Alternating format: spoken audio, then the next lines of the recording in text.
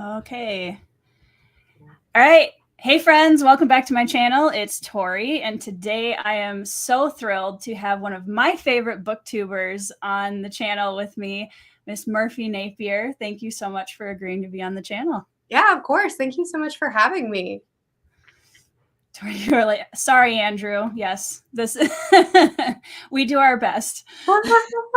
Yeah, we were in the middle of a chat, and then I think we both looked at the time and we were like, oh, we should start recording this maybe. This is what happens when book nerds start chatting on what's supposed to be alive. Oh yeah, we're I wanted to make sure I got to this. I had posted in the Discord that I'm in about that I was going to have a chat with you, and I asked if anybody had anything they wanted to ask you or say, and I got a really lovely note from Alexandra that I wanted to read to you because I wanted to make sure I did that before I forgot. Sure. Alexandra wanted you to know, Merphy, I always enjoy your videos. Thank you for all that you do. Your Arcane review made me laugh because I felt exactly the same when I finished watching. I needed to tell everyone about it, and there was a lot of hand waving. Can you recommend one book that has the same character depth, intensity, and all the feels? Thanks. Oh. Which is a great question. That is a great question. Thank you for your kindness. Okay. You want a book recommendation that has the same depth. I'm thinking, you got to help me with this, Tori. I will. Okay, I was thinking about it too. Okay, good. Naturally, I'm thinking like tone as well, right? Because if you love Arcane, then you probably want something at least similar to it. Not like, I'm not going to recommend a literary fiction or something. So can we recommend The Lies of Locke Lamora this early? Yeah. Yes. That was my first thought. I was like, Arcane, gritty, grungy, undercity, like some serious emotional wreckage with a Motley Crew. Gee. Right. And it's not about the heroes saving the day. Yeah, exactly. It's like, yeah. I really do think, and the character work is phenomenal. The relationships are phenomenal. I think it has to be The Lies of Locke Lamora. And I think that that's kind of a cop-out for the two of us to recommend that. Yeah. Maybe people have heard of it from us before. I'm trying to think of anything else that has that same, like, because that gritty undertone is something that Scott Lynch does so well. And it's one of my favorite things about the book. Yeah. Because, I mean, and I don't know if you'd agree with this, but I read a lot of fantasy, and it's very rare that I get that emotionally pulled into a book. It's like, I call that just being grabbed by the heartstrings, and it happens through the whole book. Like, you care from so early on. Yeah. I think that I probably get that a little bit too often. I'm like, maybe a little unstable, and I'm like into my books. But I would also say Abercrombie would be a pretty good pick. I just saw, yeah, I think somebody else literally just said the same thing. Yeah, I think so too, because this is a standalone, so it's not so much of a commitment, but like he also does that gritty, dark, nothing is going to be easy in this world, and people just trying to survive within it, and he has amazing character work. So yeah, I think he'd be a good pick. There's other books that I'm thinking of that for the setting would be solid, but the character work, like it's hard to get an author that kills characters that way. Now, I mean, that writes them so well, not kills them. Yeah. And like, I'm also trying to avoid, I'm not trying to avoid Mistborn. That sounds mean. But like, you know, there's some of that in there too. I would say, actually, have you read Red Rising? I have. I'm not as big of a fan of the series as the rest clearly of I am. Yeah. Well, just like everybody loves that series so much, and I enjoyed it by the end. But I totally get it. It's definitely one of those, like, either it really clicks or it doesn't, and that's yeah. I would say for me, Red Rising would be in that list because there's a lot of like, you know, class system gritty undertone with really fast-paced emotional characters. I was trying to think, Kings of the Wild, maybe there's a little bit of that, like the grittiness. I mean, it's funnier, for sure. It's so lighthearted. But the characters are still very emotional. You're right. The characters are very good in Kings of the Wild. But so the environment's completely different. But yeah, even this is a book that Kings of the Wild is a book that could be gritty, and the author intentionally chose to have fun instead. Right. So as far as tone, I don't think it matches. Yeah. I think for me, like with Kings of the Wild, I really appreciated that he would go from I'm laughing completely at these characters to I'm crying 5 pages later. That takes some serious talent. So well. He hit emotions really well in that novel. Did you read Bloody Rose? I haven't yet. No. No. I heard really mixed things about it. So I have too. Well, and that's one of those things like with the second half of Red Rising too. It's like if I love the first book or the first set of the books. Yeah. If you hear my children in the background, I'm almost nervous to keep going because I want to preserve that emotional attachment and feeling to the original. So like loving the first trilogy of Red Rising and then knowing that there's a time jump and then a second series, I haven't read it yet because I'm really nervous about like, is it going to be as good? And one of my favorite characters of all time is in that series. So I'm like, how's this going to happen? Yeah, so, fair enough. Yeah.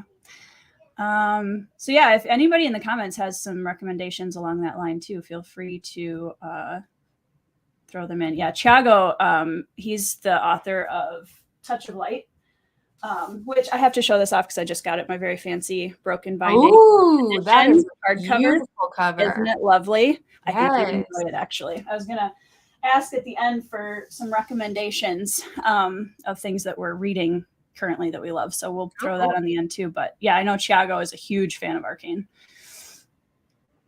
Let's see. It's incredible. It is. Andrew says, Merphy, since I found out your beef with the word that will not be said, I've removed at least 3 from my manuscripts. Good man. Good man. I don't know what word it is, and I hesitate to ask, but yeah, we won't.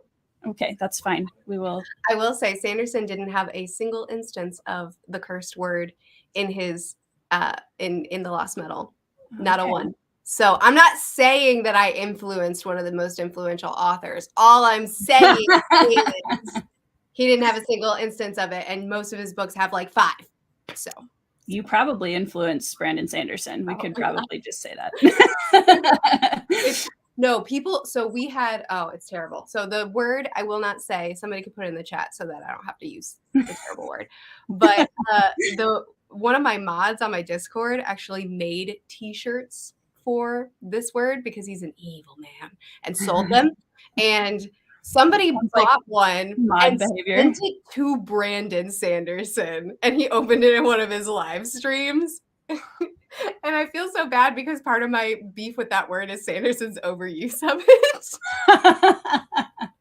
Well, maybe that's it. It probably wasn't the video. It was probably the T-shirt with the word on it. And Sanderson's like, oh, man. Yeah. Oh, man. It's never, ever complain about anything that you hate on the internet because the internet will harass you about it. That's absolutely true. I know it's coming. What's the one Andrew Meredith, he's one of my closest author friends. There's the fact that Hunger Games and Red Rising are always compared is something that literally drives me absolutely off the wall bonkers. Oh, that's so funny. I made the comparison in my review. Sorry about that. We can still be friends. It's okay. I get it. Like I totally get it. Why? I think there are strong comparisons. There are. But what drives me nuts is that I think a lot of people then put Red Rising into like a very YA, like, oh, I'm just going to skip that because it's like a, kid-ish. I'm like, no. I don't know. The thing is, I think that the first book of Red Rising, I wasn't a big fan of the first book. Actually, I wasn't a fan of the first book. A lot of people have that. The second and third books I thought were actually quite good. But the first book, I think that it followed a formula that is not uncommon. Mm-hmm. And I got so much hate on that. Dude, it's so intense. Anyway, I think that Red Rising follows a very common formula. And so Red Rising doesn't just look like the Hunger Games. It looks like quite a few different things. Yeah. Yeah. And that was a big part of my, like, I've read this. I've seen it. It's not that interesting. I don't care. And then I was convinced to continue on. And then he really took it in its own direction. And he did something really, really cool with the series. Yeah. So while I think that it's fair to compare it to the Hunger Games, I think it's fair to compare it to a lot of things. Yeah. And so, like, just saying, oh, it's like the Hunger Games, it's YA, is like, no, it's like a lot of things. Right. Yeah. but he took it somewhere. A lot of series start reminiscent of something else, and then it goes somewhere. Well, and that's just it. Like, there is such a huge tone shift between book 1 and book 2 and 3. And I think, a lot of people stop at book 1. I think because they recognize, oh yeah, like, I recognize something in this that maybe doesn't, jive with me or whatever. Totally. But yeah. Well, I think in general, Pierce Brown got better at writing darker themes too. Yes. Like in book 1, I don't think that he wrote the dark themes that well. Yeah. But in book 2, he stepped it up immediately. And then in book 3, he stepped it up even more. Yeah. To where, like, he's writing this gritty, dark world and it doesn't feel edgy. It feels gritty. Yeah. I agree with that. Sorry, I'm going to cough. That's okay.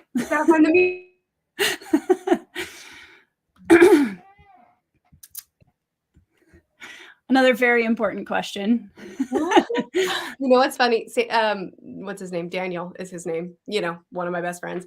He no big deal. He asked me if he could roast one of my shelves one time, and I was like, "Yeah, I'll send you a picture of my shelves." And then I didn't, because of who I am as a person. I just forget everything. Same. And so he took a screenshot from one of my videos and he roasted it, like, from the screenshot. That sounds like something Daniel would do. I know, right? He's like, "Listen, I have an idea in my head. If you're not going to participate, I'm going to make you participate." I said, yes, I'll send you a picture. So he got my consent. Yeah. And I just forgot. And yeah, he roasted my shelves. Really, he just ended up being super complimentary to me, which was very sweet. I mean, you do have pretty fabulous shelves. Mine are a giant disaster. So, well, my shelves lie. These books don't really get touched. Then there's that big giant pile of books over there, and then there's that shelf that's not even put together correctly, and then there's the shelf upstairs where things just get piled on top of each other. So you're a book nerd, is what you're saying. Yeah, I have stacks everywhere, and I'm like, I have the, like, if we had an earthquake, I could be killed by the stack of books on my nightstand right now, like one of those that I started too many books at the same time and I'm regretting it now. Yes. I remember that feeling. Yep. Andrew, this is not okay, by the way. And we're doing a buddy read because he's had not read Lies of Locke-Lamora yet. Andrew. Right? What are you doing? We'll do a buddy read because I want to reread it again anyway. Like, that is like a yearly thing for me. So it has been more than a year since I've read it, and that's not okay. When you get to book 3, and I'll join you, because I reread books 1 and 2 recently and was having a great time. And then book 3, when it came time for that, the end of my adoption was revving up, and I just, like, did not have time anymore. So I've never actually reread book 3. So hit me up and I'll join you. Go. Yeah, I have only read the series once, which is horrible, but it's going to happen again this year. This is kind of a reread year for me. I'm going to actually make it all the way through Malazan this year. I've read through the beginning of book 5. Oh, okay. Well, you've already passed me by. Yeah, I saw your last video where you're talking about your top 10 authors and the holding up the 3. I mean, it does not take long. Like, once you immerse into Erikson and you let go of the reins as a reader a little bit, it's very difficult for him not to become a favorite author, I think. He's a phenomenal writer. Like, incredible. Yeah, it's just his books harm me. Cause me harm. Emotional damage. Yep. Yeah. I need some time to recover after I finish. I honestly feel like that's why I haven't finished the series yet. I started them when I was in my early 20s in college, and I was going through some things, as we always are in our early 20s. And, like, I have needed that amount of time to, like, okay, I think I'm old enough and like emotionally capable enough to handle the rest of the series. Yeah, well, there are people, man, like that will finish one book and immediately start the next. And I'm just like, how did you get that kind of emotional stability in your life? Because I don't have it. I need a break. Yep. Yep. It's like, I totally understand. I know a lot of people are doing the thing where they read an Erickson and then they read something else. And then, which I get, at least they're putting something in between. Sure. I do. So you know how the Erickson books are split into books, like the books within the book? Yep. I'll do book 1 of book 4 or whatever, and then have a break with another book, and then book 2, and then have a break with another one. That's how I can get so much there. There's so much there. There's so much there. Yeah. Like, I've never been so okay with feeling like an idiot while reading a book. Oh, yeah. I read his books with my hands wide open. I'm just like, I don't understand that. I don't care. Awesome. Keep reading. Like, right? I'm here for characters and for the crazy chaos. I do not need to know what that means. Yep.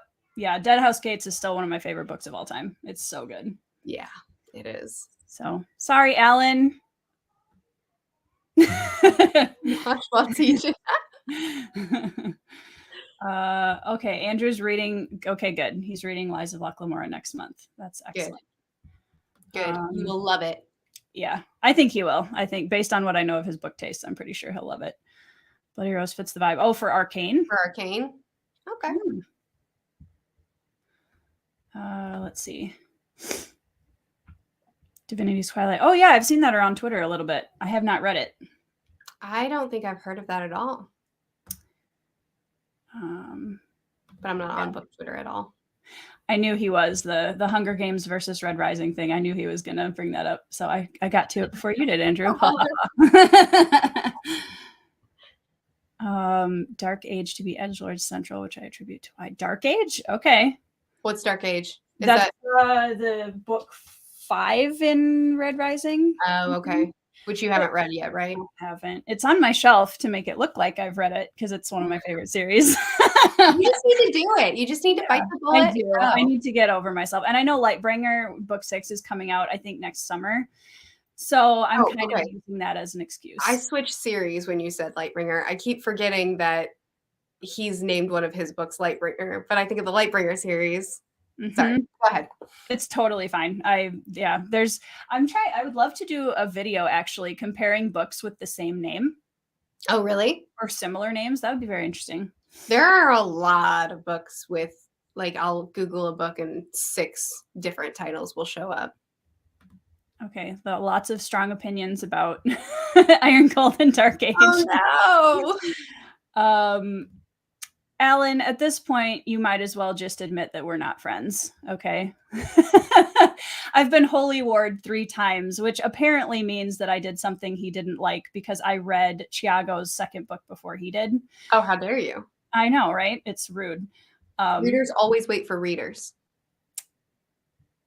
It's like... Well, I'll do better. We're not allowed to read until the whole rest of the world is reading, too. It's true. Speaking of Daniel, have you read Wheel of Time, Tori? And I know Merphy, you have. Yeah, that the giant stack on the top. And I always get backwards when I'm pointing. That's really difficult. I have not. It's in my. I probably will never read this series. Oh, tell me why. Which is a hot take, I know. I have started book 1 3 times. Okay. I got about halfway through. I honestly don't think it's going to be a good fit for me as a reader. I'm not saying never. It could happen at some point. I also have been told by multiple people, like, okay, if you can just get to book 4 or 5, you'll love it. And I'm like, I have so many books to read. I despise hearing that. And I hear it with so many series. Just get to this. The Cradle series is one that I hear that all the time with. Will White. Just get to this. Yeah. And it's like, I shouldn't have to read this many books. Right. Thing. But And well, actually, yeah, especially because with Wheel of Time, they're not small. So it's not even like Cradle where it's like, cool, I'll get through it in a couple days. It's like you're gonna spend some time on those 3 or 4 books. Hi. I have a guest. So if you see a small human in the background, it is one of mine. Yeah, I don't know. I have a few books that are I have some hot take books that are on my probably will never read list. Tell me, give it to me. Okay, so, and I know like I've been debating on doing a video on this because I don't ever want to be a downer about anybody who loves the books. Can you go out for a little bit, sweetheart? I love you so much. I found out how to put Dad's phone on Pixelfade by myself. That's awesome. It's my 7-year-old daughter. So yeah, okay, so Wheel of Time. And then we're just having a mom booktubers moment. I relate. Name of the Wind is also on that list. I know. That's another big one that everybody's, yeah. Yep. I need the why. Give me like a 1-sentence why for each of them. Okay, so Wheel of Time, I feel like is going to be too slow-paced and dense for me. And I want to read such a wide variety of authors at this point that the idea of committing to a 14-book series really doesn't appeal to me, especially having 2 authors with that series. Okay, fair. But the other thing is I read like 8 Sanderson books in 2020 and I loved the experience, but I need a break for a little bit. Right. No, I have another hot take. No, that's okay. He writes all his books. He has a very signature writing style. So I can't do him back to back. Also, like that kind of like it is as you know, a commitment to read a 1,200 page book. And, you know, at this point, I'm like, all right, Sanderson owned my channel for most of 2020. So I feel like, you know, I'm at a point where I'm ready to read some other stuff and maybe at some point go back. He's gonna own my channel in 2023. He's got so much stuff coming out. It's a little insane. I'm so excited. So you get bored while writing like 4 books. So you decide to write 4 more books. Yeah. I don't understand. No, I don't either. It doesn't make sense. Yeah, sorry. You were asking about that is a hot take. That is a hot take, Thiago, actually. It's funny though, because most people, and we'll see, I'm curious, Merphy, on your take on this. Most people don't love book 2. I do. It's my favorite. I love that book. It's like Locke and Jean as pirates. What more could you possibly want? Nautical fantasy is my favorite fantasy, and it's Locke and Jean doing nautical fantasy. Like you can't. It is literally with that. Like I'll go out on record saying, if not one of the best, then the best bromance in fantasy. 100% it is. As pirates. 100, yes, and with the elements of like. I don't know. The kitten thing always just kills me. The kitten thing, there's a female pirate captain who's amazing. It's amazing. The Locke and Jean, like, in a casino, which ironically was way more entertaining than it should have been. Why am I not remembering the scene you're referencing? It's mostly in the beginning. Okay. Yeah, where that's kind of where they start. Okay. Yeah, I know. I'm with you. Yeah. I'm with you now. Yes. Without spoiling anything. Right. Yeah. I mean, I feel like saying that there's a female pirate captain is not a spoiler. No. But yeah, Republic of Thieves was it was my least favorite of the 3. Yeah.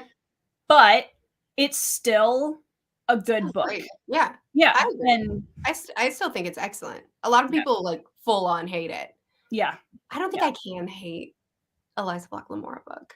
No. And that's the thing. For me, it's like and that's why for me, characters will always trump plot. Because if you have 2 of my favorite characters in a book reading a dictionary, I'll probably find it entertaining. Honestly, reading the dictionary would be entertaining. Between Scott Lynch's writing style, which I think is just brilliant, his humor, his character work, and just the basic setting of his world, Like, Yeah. I don't really care what the plot is, you know? It's gonna be a good book. So if you're gonna give me pirates, I'm gonna like it. If you're gonna give me anything else, okay, I'm happy. Yeah. You're an Airbender fan as well, correct? Big time. Yes, big time. That's what I thought I remembered. So Andrew wants to know if he has enough emotional stability to read Malazan. Why? Your I've been told Legend to of wait to jump into Korra? Legend of Korra, but I could jump in now. I don't As know. like a I do not prerequisite understand that connection. for Malazan? I've seen like the first 2/3 of the first season of Avatar, and that's it. To wait to jump into Legend of Korra. What's the correlation here? I'm so confused. Wait to jump into the Legend of Korra. Sure, that's good advice. Korra is decent.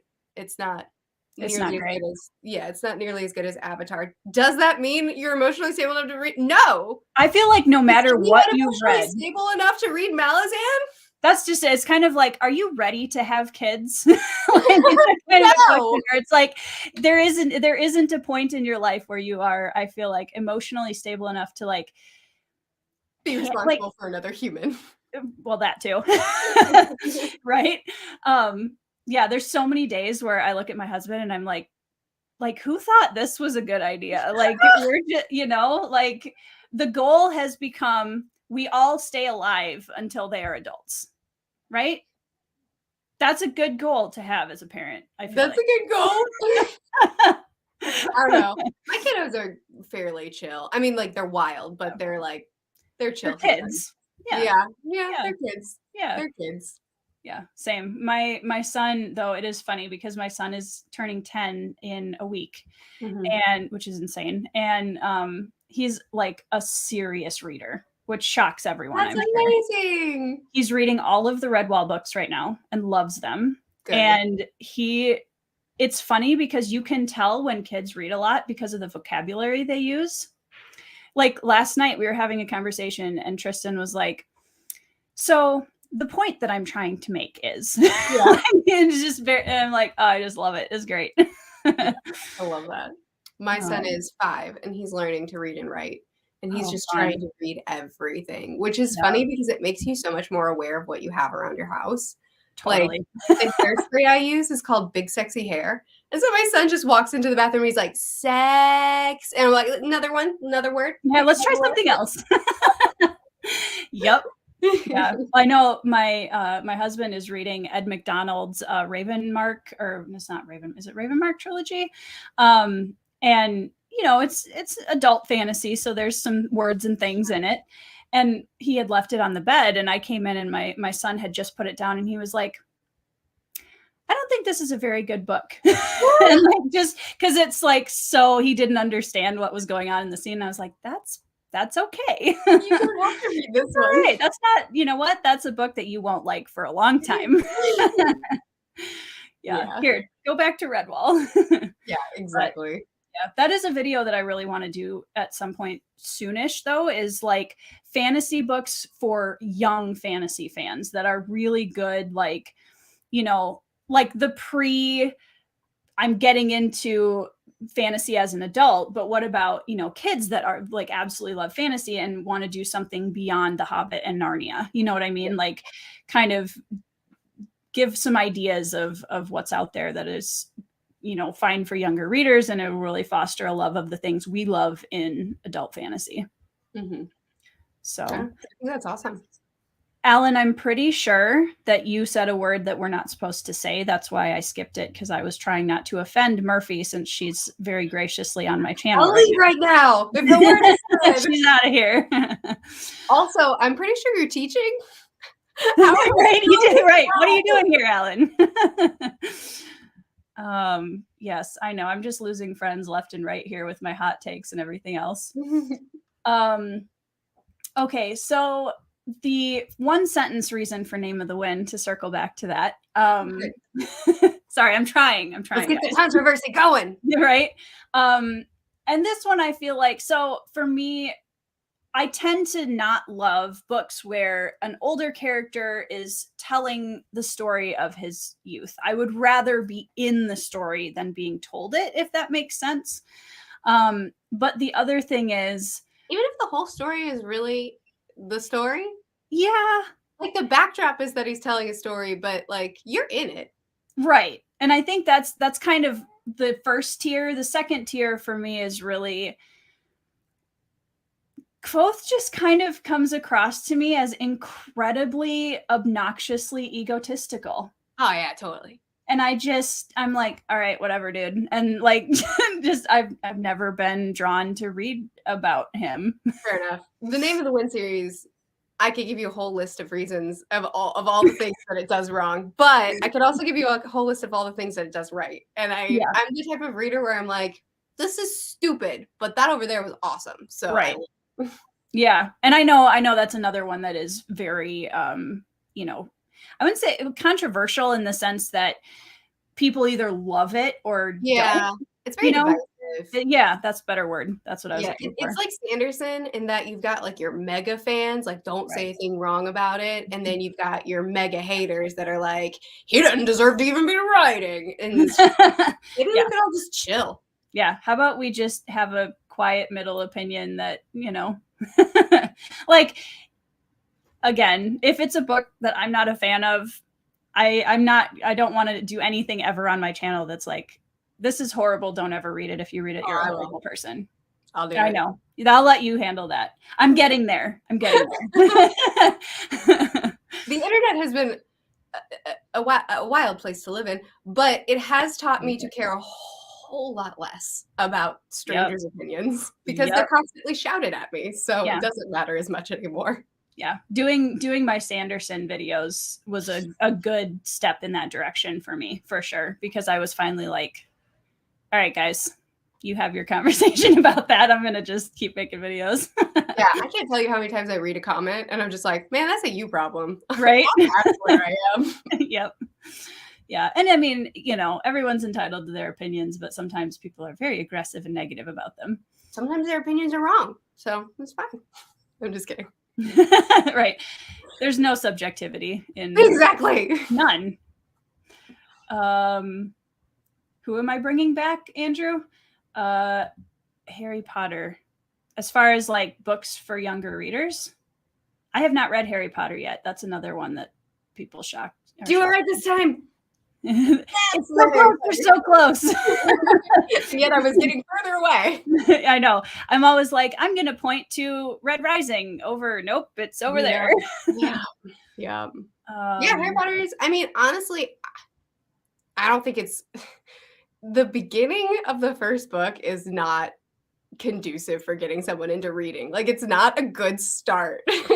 But once you get into Hogwarts, it's a great time. Snape exists, so is that a good thing? You love Snape? Oh yeah, I'm a massive Snape fan. Yeah, and I will not apologize for it. Friendship over. Oh yeah, I'm a massive Snape fan. I have very mixed feelings about that man. A lot of people do. Yeah. I think who's the other one? Oh my gosh, my brain's like you're like my favorite characters. I don't remember them. Yeah, I haven't read the books. So in fairness, I can't speak to the book characters, but in the films, I'm a big fan of Snape. And no, Andrew, it isn't just because I love Alan Rickman. Would be a valid reason though. I feel like it is, honestly. I don't know. Go away. Don't actually go away. If you're not, I'm sorry. If you're not as much of a Snape fan, who is your Harry Potter top characters? Neville. Also valid. Really? A lot of people don't understand his greatness. I hot take for Harry Potter. I can't stand Harry. Oh, okay, that's fair. I love Neville. I wish Neville was the chosen. He kind of is. He should have been. Harry should have stayed dead. And Neville. Hot take. I'm serious. Sorry for those that I spoiled on Harry Potter. But it should have happened. Well, I mean, that's a pretty early on spoiler, so you should be okay. No, not that. I know what you're talking about. Okay. Never mind. Neville should have finished it. I mean, I would not have been mad about that. It would have worked with the prophecy. I was literally yelling at my screen when I got to the last movie with Neville's moment. And I was like, Finally, go Neville, go Neville. He's It. a great character. He's amazing. Yeah. I'm also a big fan of Ron, which is a very divisive, he's a pretty divisive character. A lot of people either like love him or hate him. Really? I feel like Ron's really well liked. Yeah. I know a lot. He's so annoying. I don't like Ron. He's so annoying, so obnoxious, which like, yeah, he can be for sure, but I think he's pretty cool. I think he's cool. And he's a redhead, so I'm like morally obligated to. Are you a redhead? Oh yeah. I took a shower recently, so my hair's darker right now. But yeah, if I stand in the sun for 2 seconds, it's like copper. No kidding. Yep. Yeah. Never noticed that. I film in a dark room and I wear beanies a lot. Yeah, no, I don't. I'm color deficient, and red hair, unless it's like bright red, I can't. It always looks brown to me. Yeah, I'm definitely more on the like darker. Is it auburnish side? I wouldn't know. I'm a redhead in more ways than one. So let's see. Book 2 is my least favorite. Oh, for Lies of Loch Lamora. Yeah, I know a lot of people. Let him have it, Merphy. What did the ocean do to you? Right. The ocean is a beautiful place to explore. I bet Thiago's one of those people that hates seahorses or something really rotten like that too. I have no opinion on seahorses. I don't even know what to do with that. Talk about krakens. I'm so sorry, Murphy. My friends are so mean. The word is used far too much in nautical fantasy, so I think that's fair. That's probably fair. See, I have that too. You told me your subscribers were nice. I'm sorry, Murphy. False advertising. You guys are ruining my channel. I hope you're happy. Murphy will never be here again. Yeah, okay. So this is one I have not read, but I know Andrew has just read it, and it is Andrew Meredith's new book from this year, Deathless Beast. This one I'm probably going to read in December, and knowing Andrew, it's going to be incredibly like, I want to say like really deep fantasy in the sense that it makes you think about a lot of things, but being very character driven, which I'm excited about because that sounds like Erickson to me. And I'm always up for that. So yeah. I'm skipping all of the nautical fantasy comments here. All right, my friend Grunky, Korra might have been good if Avatar wasn't made first. That's fair. Yeah, I wouldn't know, so I'm deferring to the Avatar expert in the room. I think that's fair. I think that Korra is perfectly decent. Yeah. Okay, Alan, this is fair. And I knew that I was getting in trouble saying that. So when I said students watching this live stream, he's not working. We should report him or something. Yeah, the trope of like someone telling their story to the younger version of themselves. Yes, I just read a historical fiction, which is excellent. Calling you out. He is. That was not my favorite part of the book. To be fair, I didn't like it. Would have been fine if it wasn't him telling his younger story. So I still stand by my opinion. What's the next thing on your list? You've only given me 2. Give me more controversial. Name of the Wind and oh gosh, I'm trying to remember now. Of course, like as soon as you ask me the question, my brain is like, what? Okay, here's a hot take that I hope we can still be friends after. Oh. I don't want the hot takes to affect me. Okay, well, I just won't mention anything Sanderson related then. No, go ahead, do it.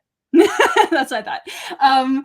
Okay, so I got really burned out on the Stormlight Archive.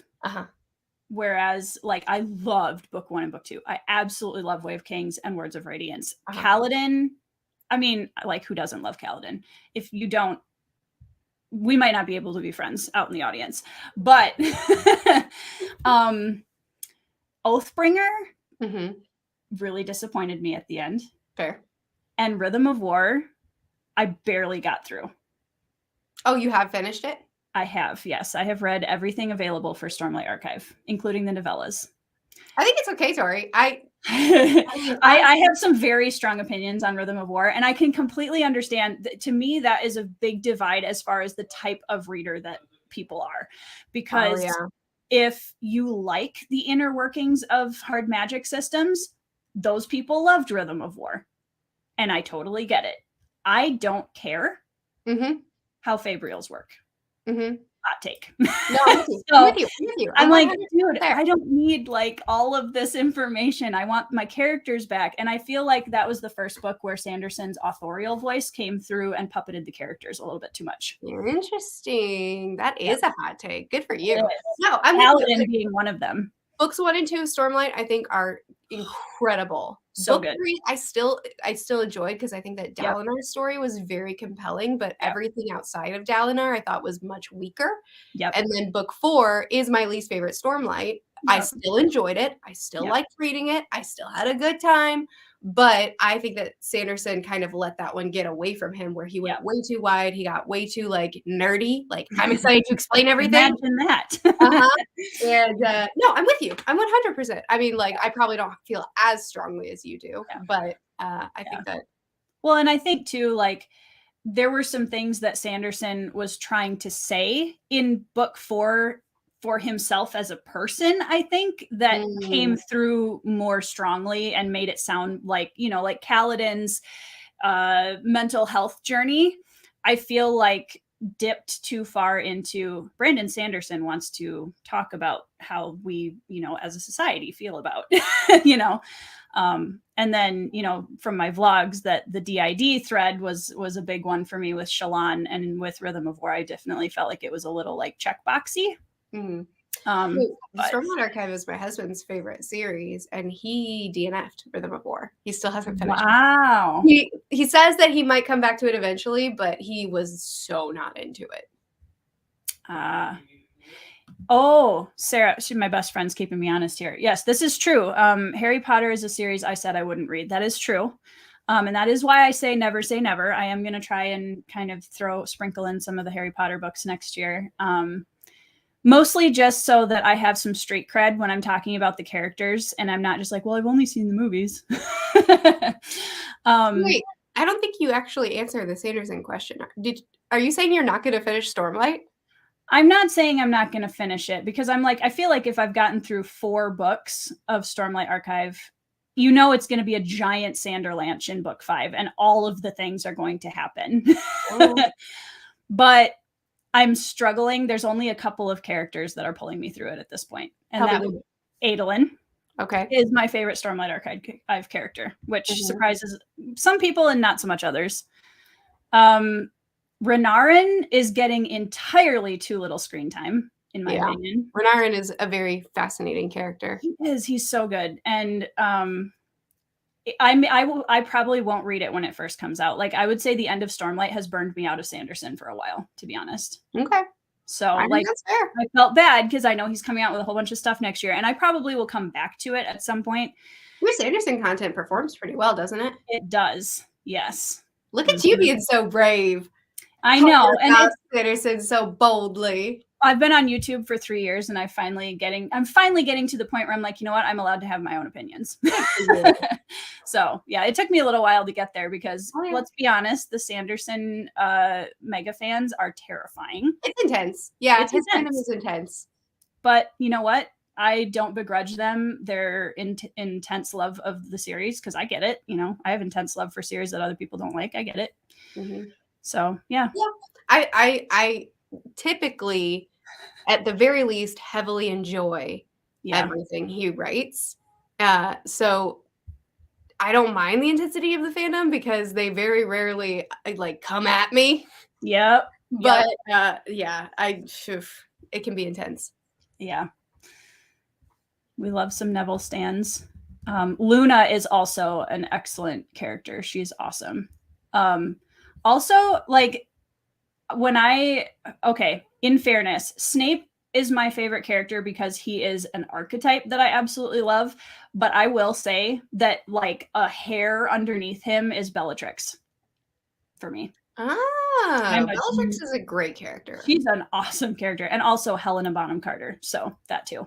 I have no But idea what the actor that plays her in the movies. Oh, okay. She's amazing. And like the character by herself is amazing, and then added to that, the performance of Helena was just fantastic. I'm also a massive Slytherin, so of course all of my favorite characters mostly fall into that camp. But yeah, so I'm really curious, since we're kind of talking about favorites, kind of when I was thinking about Locke Lamora, and I've honestly, one of the first things I thought of when I was like, I want to have Merphy on my channel because I want to talk about Lies of Locke Lamora, because you're one of the only people in my like larger group of people that I know who loves it to the extent that I do. What is it about Locke Lamora, besides what we mentioned with the bromance and stuff, but as a story type, like what are the kinds of things that Lamora really exemplifies that pull you into stories? Because I'm sure that there are similarities between Gentlemen Bastards and a lot of your other, like what pulls you into your favorites. That's a good question. I really just don't think that I have a complaint about Lynch as a writer. I think his prose is really, I mean, I know he's very description heavy, Yeah. but I think that he has very technically proficient prose. Yeah. Other than the fact that he's very, very description heavy, which I do think is fair. It doesn't bother me. But other than that, I really just think that I love the way he structures his sentences. I think the way he tells stories, he finds a unique way to tell the story of each book, you know, with the flashbacks and the present day and how they tie together and how they give clues as to what's going to happen next. It's not just Locke and Jean. I think in general, he just writes really compelling characters and really compelling relationships between those characters. He is not afraid to have real consequences in his books. He's not afraid to hurt us as readers. There's not plot armor. There's not plot armor. There is some plot armor for, you know, key characters, but for the most part, everybody's in danger. Yeah, and I just think that his settings are really good too. I'm totally immersed in his worlds, and I think that he writes the structures of the world and the societal the way it's all integrated together is really, really fascinating. Like I just don't have a complaint about the books. And I think if I were a more plot-focused reader, I could probably have some complaints. Yep. But that's like on the lowest end of what I care about. I'm all about the setting, the themes, and the characters. And he knocks them all out of the park. And there are other books that do all those things well. But I also just like his humor is perfect. Like, perfect humor. Lynch has perfect humor. Yeah. And it does not feel forced or written at all. No, and he writes it for the characters so right. I was talking to somebody just yesterday who I recommended a book that I thought was pretty mild. And he was like, it was really bleak. I kind of just felt like, what's the point of life by the time I got to the end of the book? And I was like, oh, I don't really remember that one being bleak. And he was like, yeah, and I get tired of people swearing all the time. And I was like, oh, don't worry, my favorite book. Yeah. I mean, that just goes to show though, like when people ask me for recommendations personally, I definitely have stopped I don't just recommend my favorite books anymore, because I'm like, okay, well, give me like your favorite either tropes or story elements, or like, what do you like to read in a book? Give me like 5 things, and then I will recommend you a book. Because I mean, like I don't recommend Red Rising to everyone. I definitely don't recommend Malazan to everyone. That's a commitment that you need to be aware of what you're getting into. Totally. But it's amazing. But it's not for everyone still, you know? So yeah, it's recommending books has definitely become more of an art form. Totally. Yeah. And this book I recommended based off of other books he said he liked. I just didn't realize that he was, and that was the thing too in the conversation. I was like, I guess I really like bleak books. And Corey was like, he was cracking up the whole conversation because, you know, I come off very, you know, happy and I am a happy person, but my taste in books maybe doesn't reflect my personality as well. Yeah. Well, I think for me, at least, books have always kind of helped me process hard things. That's, I think, one of the reasons why I tend to gravitate towards books that help me process through or experience things in a way that's a lot safer than, like, obviously most of these things we will thankfully never experience in our lives, and I'm so glad for that. But like, it definitely helps you understand the people around you better, and different experiences, and lets you ask questions of what would I do in a situation like this, realistically, like a survival situation. We'd like to think that we wouldn't do certain things, or we wouldn't, but yeah, it's always an interesting philosophical mental journey. Oh yeah, no, I very much agree with that. Yeah, I totally agree, Thiago. Like, and one of the things that I love about Locke as a main character, I very rarely love main characters. Like, even in my favorite books, Red Rising being one of them, my favorite character is not the main character. It's a side character. Still a main cast, but the character that starts with an S. Yes. I can't remember exactly. Severo. I kept wanting to say Silvo, but that's Silco from yeah, he was my favorite too. Oh, I want to do an entire series on Severo at some point. I don't care if nobody watches it. I love it.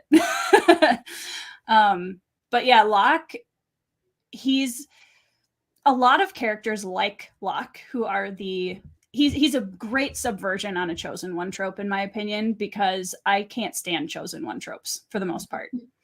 And so he just, usually characters like that, everything somehow goes their way, even if it shouldn't. And, they're obnoxious, but you kind of are told to like them, even though they're obnoxious. And Locke just, he didn't fit any of those boxes for me. I was like, yeah, he should be these things, but somehow we absolutely love him. He does actually fail, which I appreciate, multiple times, and it causes people outside of himself serious consequences. And it's his fault. It's his fault. Yeah. Right. So I appreciated that too, because it's like, you know what? Sometimes the chosen one isn't full of rainbows. Mm-hmm. So.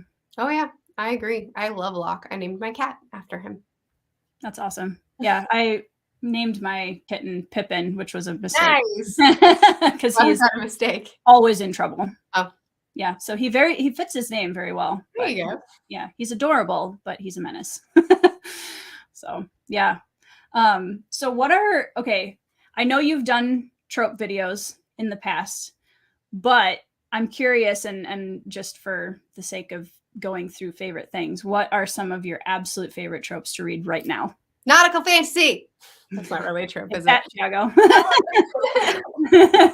Favorite tropes. That's a good question. What are you really feeling right now? I know you said in one of your vlogs recently that you're really into like survival. Oh man, I read a terrible survival book recently. Yeah, I love survival. Because it's like usually about the ocean, surviving in water. Yes, I do love survival. I don't know. I love friendships. I guess like the whole like loyalty would die for you. The trope of like your main character is the person that's in charge or that's in a position of authority, but then you have like the second in command that is like devotes their life to their goals and to seeing them safe and like all that kind of stuff. That guy right there is always my favorite character. So like any kind of loyalty dynamic. So like Severo. Yeah. Yeah. I mean, that's one of the big Jean too. I mean, Jean and Severo are very different characters, but Jean is like honestly the unsung hero of that series, to be fair. Yeah. He's amazing. I mean, I think everybody loves him. I love and you'll know what I'm talking about, and I'll keep this as spoiler free as possible, but in book 2, when he has that like mom moment in the beginning with Locke, where he's like, I absolutely loved that beginning. It was just, oh yeah, me too. Chef's kiss. Me too. Well, they're so good at just kind of like slapping each other in the face and saying, listen, time to fuck up. Yeah. Let's see. Andrew has a good question. Merphy, what are your top 5 self-pub books? Sword of Kaigen. It's way over there somewhere. I need to read that. Oh, it's so good. The Cradle series is solid. I haven't really fallen in love with it at this point. I loved On Luna Time. Oh, yeah. That one's on my TBR, I think. Yeah, it's more of a romance, which I don't really read very much of, but I really, really enjoyed it. I'm trying to think. See, you put me on the spot. And Sorry. now I can't remember our self-pub and what things are traditionally published. I've been reading Beneath the Dragon Eye Moons lately, which is quite good. I don't know how many I've listed at this point. I'll give you one more if I can remember what is self-pubbed and what's traditionally. That's the hard part, because even some of them I know have like started as self-pub and then were picked up by trad pub. Like the Rage of Dragons. Yeah, that was the first series. Are so good, and they definitely started self-pub. Even Aragon started self-pub. Yeah. Yeah, that's a list. I don't know what my See, you get me all flustered. Sorry. No, I'm just kidding. It just proves that you're human, Merphy. Well, but now you saw my soundproofing, which is just mattress. Oh no! Behind the scenes content, folks. Yeah.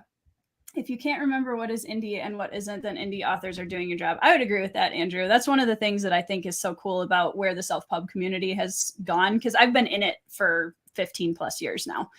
And like, it's just amazing to me what's possible, and the level of what self-pub fantasy is starting to look like. It just makes me very excited. I do agree. Actually, I want to... Shucks. The Ancient King is book 2. I really want to shout out that series. But because I'm on the spot, I can't remember what the first book is called. I'm going to look it up. Do you remember the author? James Menard. Oh, okay.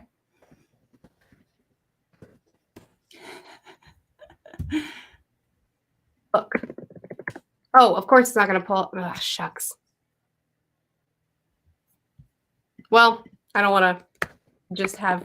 I can put it in the comments later for everybody. Like, by the way, that book Merphy was talking about is... Okay, cool. Let's, yeah. Do that. Star Nations!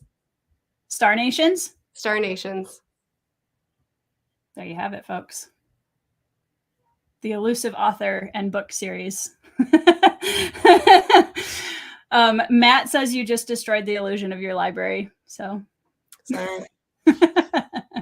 Every time somebody comes to my house who watches my channel, it's always like, oh, not what I pictured. Not what I thought your room looked like. Yeah. Well, I mean, like, it's just 2 bookshelves, and I guess people think that it's a lot massive than it is. And I just sit on like this little, I stole this little stool from my son, and this is what I sit on, and people are like, I thought you were in a big cushy chair. And I'm like, no.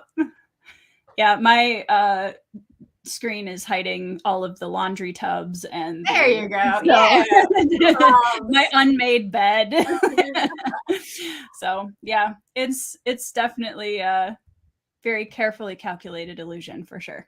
Oh yeah, big time. But yeah. Well, if you want to shout out any current favorites for recommendations for people in the comments, books that you've been absolutely loving lately, to kind of close out the video. I recently finished The Live Ship Traders, which was excellent. Yep, very, very good. My recent obsession is Hitchhiker's Guide to the Galaxy trilogy. There's not 5 books. I don't stop talking. I love it so much. Obviously, One Piece. I talk about that a lot. Yeah, Huge fan of One Piece. And I just finished... Nah, that's enough. I don't know. Those are some good ones. Your turn. Okay, Andrew, which review? When is your review going up? Are you talking to Merphy or me? Yeah, for what? What? For Hitchhikers? I definitely want to do a video dedicated to Hitchhikers. I've talked about them in reading vlogs, but I haven't given them a dedicated review. Nice. So look forward to that. Yeah, Live Ship is one that I've read the first trilogy, and then I accidentally started the last trilogy without realizing it. So I've read the first of the last 3 books, and then I was like, oh shoot, I wasn't supposed to do that. But a lot of people have said Live Ship is going to be a good read for me. So I'm hoping that's. Yeah, I personally did not enjoy the Fitz books at all, and was just going to give up on Robin Hobb, but I decided to try Live Ship, and that was more your. Yes, well, it's nautical. Thiago did mention that he doesn't actually have anything against nautical fantasy, but I'm not sure if I believe him. Online troll. Yeah, let's see. There's some recommendations. So, for me, what have I been reading lately? I don't even know. Dragon Mage by M.L. Spencer. I just started that one, and it's amazing. And there's an autistic main character that is done excellent, and I'm like was in love with the whole story within the first 10 pages, which is pretty difficult for me to do. What else am I reading right now? Well, I don't know if I should plug Thiago's book now that he's trolling Merphy about nautical fantasy, but it is very good. It's much of like the one that I pulled out earlier. One of my top reads this year actually is a Motley Crew like Japanese inspired wuxia fantasy called Never Die. That one floating around. This one is so good. If you like Motley Crew character driven, like it's so good, and there are so many like Japanese folklore bits in it. Nice. That I absolutely love that. So that's going to definitely be in my top 10 for this year. Thinking of the last trad book I read, I don't even know. It was probably Rhythm of War, actually. Maybe. Yeah, something like that. I am very excited to read. I don't know if you're familiar with the TV show Black Sails. But the guy who played Long John Silver in that wrote a book called The Last Smile in Sunder City that I think is going to have that kind of gritty, like dark Undercity kind of tone that I like. And it's written by a guy who plays a pirate, so I anticipate it being a fun read for sure. So, so yeah, those are probably some of my like what I'm excited to read, and I have stacks everywhere. So feel free to ask for more recs on Twitter. But yeah, I think I'm trying to think. Wanted to make sure that when you asked about survival stories, and I know kind of the book style that you like. Have you ever read The Lost Boy by Christina Henry? No, I'm terrified to read Peter Pan retellings. Okay. Or inspired by, because Peter Pan is my #1 book. So I don't. Ooh, okay. I'm afraid of people messing with it. I think at some point, if you're feeling brave and want to give it a try, it is a big twist, but done, in my opinion, very well. And it's very interesting, and I love the character work in that book is quite excellent. It's like, what if James Hook, as a boy, was not the villain? Oh. And it's quite good. It's quite good. So I think the nice part about that is it's different enough from the original that I think it would honestly feel, it wouldn't feel like that's, they're trying to retell the original. So that might be, but yeah. Yeah. Peter Pan, my husband is a giant Peter Pan fan. So. Is he? Oh yeah. Like the book? Yeah, he's read the book. He's a big classics, and The Little Prince is one of his favorite books. So like he loves a lot of that kind of, childhood, but serious philosophy within books. Corey's cousin, who is like one of our closest friends, he's like the biggest Peter Pan fan as well, but it's the movie, and for me it's the book, and we like don't really care for each other's favorite version. So we're like always geeking out about Peter Pan, but wrong. But separately. Yeah. That's like my husband and I are both Full Metal Alchemist fans. Oh, nice. He watched Brotherhood first, and I watched the original series first. Right, the 03. That's a major issue between the two of us. Oh, yeah. I haven't seen 03, but I've been watching through Brotherhood while I've been reading it. I think it's, yeah, again, it's one of those things that's like, what do you want out of the series? Because if you want something that's the manga but made into a show, Brotherhood is very accurate that way. But that's the character work is so much better in the other one. How could it be? The character work in the manga and Brotherhood is... There's a character that doesn't even exist in Brotherhood that's literally one of my favorite characters in the entire show. I don't know, man. I don't know. I'm not sure I can be convinced of that one. So yeah, well, Merphy, I want to say thank you so much for your time, and thank you for jumping on my channel. I am so thrilled to finally get to chat with you, especially with the Loch Lamora love is just making me so happy, and now I need to go reread it like today. So worth it. Yeah, it's a comfort read, which is kind of a weird concept, but it totally is. It is for me too. I totally understand that. It really is. So yeah, thank you guys so much for joining us in the chat too, and for all the questions. And yeah, we will see you guys in the next video. Oh, also go check out Merphy's stuff. It's all down in the description box. Bye, guys. Thank you for having me. Yeah.